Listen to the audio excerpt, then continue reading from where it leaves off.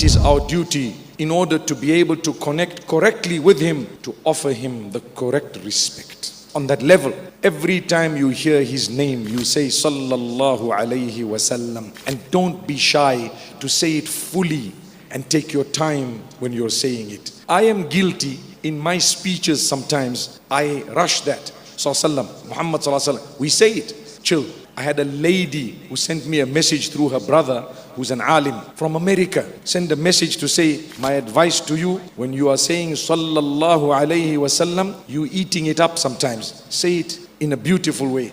I will never forget that advice. Never. Why? Because it's valuable. Do you value him? Well, take a moment to say Sallallahu Alaihi Wasallam. Allah says, you send the blessings and salutations once, I will bless you tenfold. So you're doing yourself a favor.